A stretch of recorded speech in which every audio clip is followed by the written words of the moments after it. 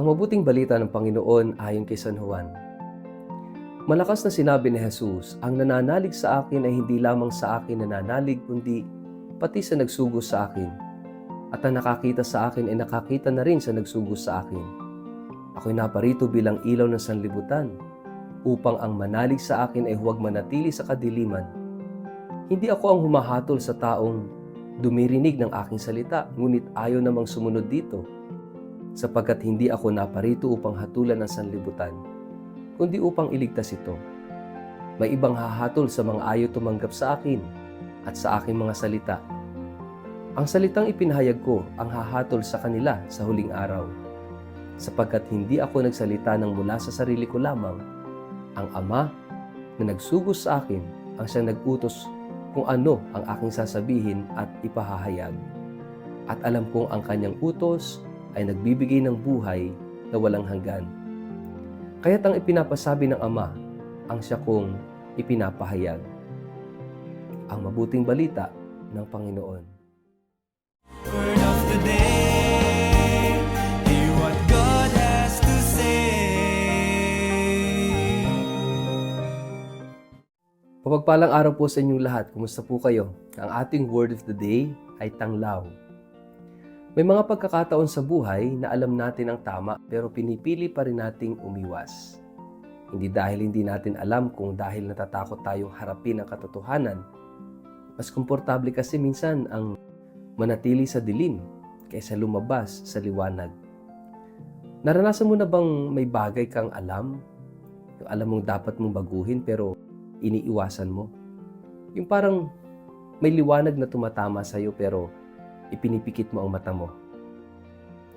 Sa ating ebanghelyo ayon kay San Juan, sinabi ni Jesus, ako'y naparito bilang ilaw, upang ang sinumang sumampalataya sa akin ay hindi manatili sa kadiliman.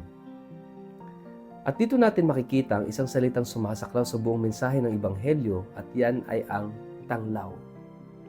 Si Jesus ay nagsalita ng malakas, isang malinaw na paanyaya sa lahat. Ang kanyang misyon ay hindi lamang magturo, kundi magbigay liwanag. Tumanglaw, ako'y naparito bilang ilaw.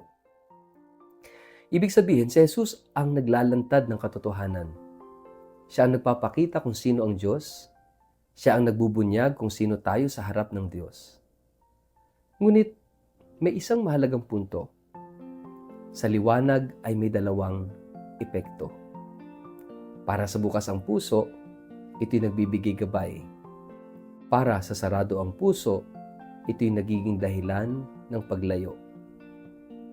Sinabi ni Jesus, ang nakikinig sa aking mga salita, ngunit hindi sumusunod, ay hindi ko hinahatulan. Sapagkat naparito ako hindi upang hatulan ang mundo, kundi upang iligtas ito. Ibig sabihin, ang liwanag ni Kristo ay hindi panunumbat. Ito'y paanyaya.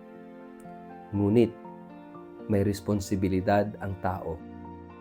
Ang hindi pagtanggap sa liwanag ay may epekto rin. Ang salita na aking sinabi, iyon ang hahatol sa kanya. Ibig sabihin, hindi ang Diyos ang nagtutulak sa atin sa kadiliman. Tayo mismo ang pumipili kung lalapit tayo sa liwanag o lalayo dito. Gayo rin sa ating buhay, kapag naririnig natin ang salita ng Diyos, may desisyon tayong gagawin. Makikinig ba tayo? Susunod ba tayo? Magbabago ba tayo? Kaya nga, narito yung pinakamalalim na katotohanan dito. Ang liwanag na iniiwasan mo ay siya ring magliligtas sa iyo. Minsan kasi, natatakot tayo sa katotohanan dahil iniisip natin na ito ay makakasakit sa atin, pero ang totoo, ang katotohanan ang magpapalaya sa atin. Liwanag ni Kristo ay hindi upang ipahiya ka, kundi upang baguhin ka. Hindi upang saktan ka, kundi upang pagalingin ka. Hindi upang hatulan ka, kundi upang iligtas ka. Kaya ang tanong ay hindi, may liwanag ba sa buhay ko? Kundi pinipili ko bang lumakad sa liwanag? Dahil ang tunay na problema ay hindi naman yung kakulangan ng liwanag, kundi yung pagtanggi na lumapit tayo sa liwanag. Ngayong panahon ng Pasko ng Pagkabuhay, mga kapatid, tayo inaanyayahan ni Jesus na lumakad sa kanyang liwanag. Huwag nating itago ang ating sarili sa dilim. Huwag nating iwasan ang katotohanan.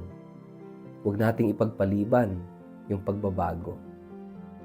Lumapit tayo kay Jesus. Sa kanyang salita, makinig tayo. Sa ating puso, maging tapat tayo. Sa ating buhay, kumilos tayo. At araw-araw, piliin nating lumakad sa liwanag. Kahit mahirap, kahit masakit, kahit nangangailangan ito ng pagbabago. Dahil sa liwanag ni Kristo, may kalayaan, may buhay, at may pag-asa. Mga kapatid, anong bahagi ng ating buhay ang iniiwasan nating ilapit sa liwanag ni Kristo? At ano ang pumipigil sa atin na harapin ito? Sa ngalan ng Ama at ng Anak at ng Espiritu Santo. Amen. Panginoong Jesus, Ikaw ang liwanag ng aming buhay. Sa gitna ng aming takot at pagdududa, tulungan mo kaming lumapit sa iyo. Ilantad mo ang katotohanan sa aming puso at bigyan mo kami ng lakas ng loob na magbago. Gabayan mo kami upang mamuhay sa iyong aliwanag araw-araw. Amen. Pagpalain po kayo't ingatan makapangyarihan Diyos, Ama, Anak at Espiritu Santo. Amen.